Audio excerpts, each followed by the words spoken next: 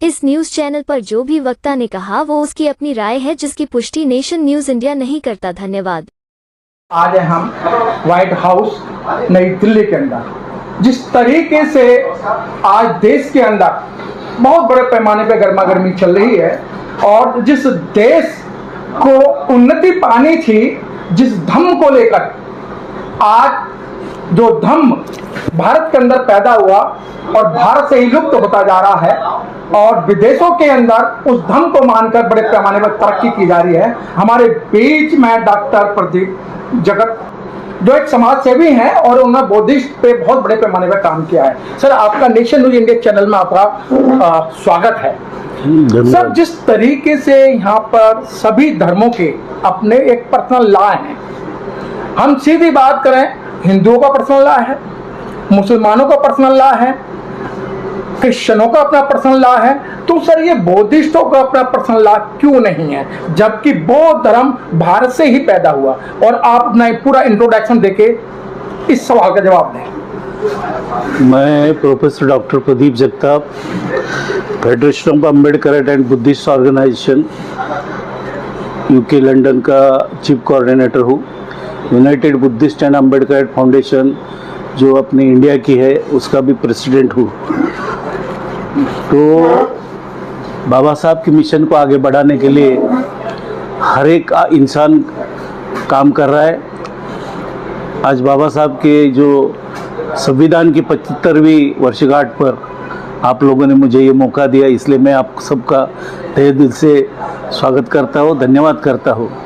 अब जो सवाल रेज किया गया है कि बौद्धों का लॉ क्यों नहीं होना चाहिए, वो होना चाहिए, लेकिन बात ऐसी हुई है कि आज हमारे समाज में हर नुक्कड़ पे एक राष्ट्रीय नेता पैदा होता है और वो राष्ट्रीय नेता पैदा होने की वजह से कोई कार्यकर्ता बनने को तैयार नहीं है।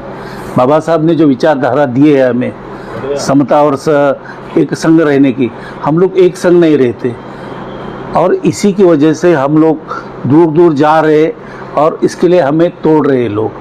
आज बुद्ध गया का सवाल देखो, वो जुना कानून है, उसको बदलना चाहिए, लेकिन वो जो धारणा है हमारे नेताओं में वो नहीं है।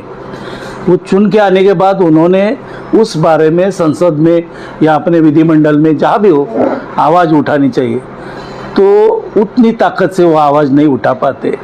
और इसके लिए ऐसा है कि बाबा साहब ने कहा था कि शिक्षित बनो, सुशिक्षित बनो और शासन करती जमात बनो।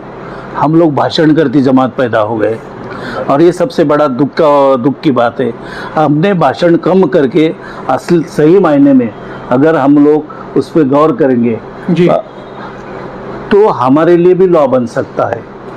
लेकिन जो पद पे है वो उसके बारे में सोचते नहीं और जो आपसी लोग सोचते हैं मेरी तक तरक्की हो, दुनिया की हो या ना हो। प्रोफेसर साहब, बात वहीं आती है कि बाबा साहब ने आगरा के अंदर 1956 में 14 अक्टूबर 1956 में बड़े दुख से कहा था और उनके आंखों में आंसू बह रहे थे कि जिन लोगों पे मैंने भरोसा किया था, पढ़े लिखे लोगों पे भरोसा किया था, आज उन्हीं ने मुझे धोखा दिया है। तो ये सही बात है ना बाबा साहब की। हम लोग केवल बाबा साहब का नाम लेते, बाबा साहब की मिशन को आगे बढ़ाने का काम नहीं, ये खुद की मिशन को आगे बढ़ाने का काम करते हैं। और हम लोग हर एक गुट में जो बांटे, आज देखो इंडिया में 56 का गुट है। अगर ये सब लोग एक जगह आते हैं तो हमारी ताकत का अंदाज़ा हमको आता है।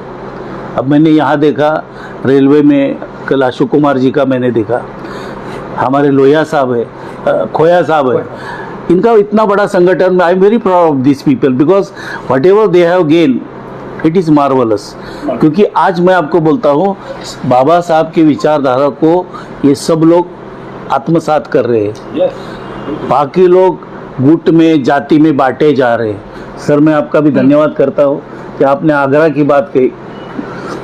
बाबा साहब के घर में अभी भीमराव जी है, आनंदराज जी है, प्रकाश जी है, वो तो हमारे अच्छे मित्र भी है, सभी लोग।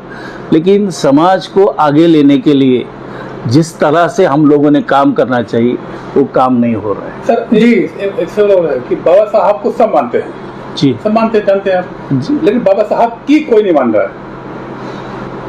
हाँ, ये तो बड़ी अच्छी बात बताई आपने। हम लोग अपने अपने अपने तरीके से बाबा साहब को समझते हैं, अपने अपने तरीके से बाबा साहब को मानते हैं। जहाँ हमारा फायदा है वही हम बाबा साहब का नाम लेते हैं। अभी जितने लोग भी देखो फुले शाहू अम्बेडकर का नाम लेते हैं, लेकिन उन्होंने जो बताए रास्ते वो उनके दिमाग में है, लेकिन दिल तक उतरे नहीं है। प्रोफेसर साहब, चलते चलते मेरा अंतिम क्वेश्चन, आज बाबा साहब के नाम से, ज्योतिराव फुले के नाम से, रमाबाई के नाम से दुकानें खोल रखी हैं और बाबा साहब और इन महापुरुषों को टोकरे में रख के बेचने का काम किया जा रहा है। ये सही है ना? सही है, ऐसा नहीं होना चाहिए। अब देखो देश विदेश में मैं तो जाता हूँ जी। हमने देखा अमेरिका में हमने 125वीं जयंती वर्षगांठ मनाई थी, भारत सरकार ने हमें मदद भी की थी। फिर हम लंदन जाते हैं, पेरिस जाते हैं, France, German, Italy, Spain, Sweden, Switzerland, south Korea, मैं तो हर जगह जाता हूँ। लेकिन वहाँ जो माहौल है बहुत कि अगर पैदा ना होता वो मसीहा तो खुशियों का ये सिलसिला ना होता, अरे बेरंग रहती ज़मीन और आसमां का रंग नीला ना होता। बहुत अच्छे। अगर हम बाबा साहब के विचारधारा पे नहीं चलते तो ये देश का बहुत बुरा हाल होता, क्योंकि बाबा साहब ने जो नींव रखी है। आज हम लोग खोया साहब, हम जो जाते हैं लंदन में, अगर वो ना होते तो हम यहाँ नहीं होते जी। तो बाबा साहब का जो काम है वो बहुत बढ़िया काम है। उसको सही मायने में अगर हम दिल में लेके दिल से काम करेंगे तो बाबा साहब की जो आपने सवाल मुझे पूछा है मतलब आप ये कहना चाह रहे हैं कि लोग दिल से काम करें, दिमाग से करें केवल? हाँ, ये सही है। और गुटबाजी में हम लोग जा रहे हैं, ये उस गुट का, वो उस गुट का, ऐसा नहीं। आप बाबा साहब की विचारधारा को पकड़ के चलोगे तो अपने आप तरक्की हो जाएगी। मैं मराठी में कहूँगा की ज्ञान हा मानवी जीवनाचा आरसा आहे आणि शिक्षण हे तुमचं आत्मकेंद्र आहे। उसको परावर्तित करो, आपके ज़िंदगी में बहुत सुधार आएगा। क्योंकि जो बाबा साहब ने दिया है, इसलिए मैं आखिरी बोलता हूँ कि कर सको तो वाणी में असर पैदा करो जी। कर सको तो वाणी में असर पैदा करो और रुख हवाओं का बदल दे ऐसा हुनर पैदा करो। अगर सम्मान से जीना इस देश में, हर एक घर में बाबा साहब अम्बेडकर पैदा करो। अगर बाबा साहब को पैदा करोगे तो अपने दिन बदल जाएंगे। और ये केवल शिक्षा के माध्यम से होता है।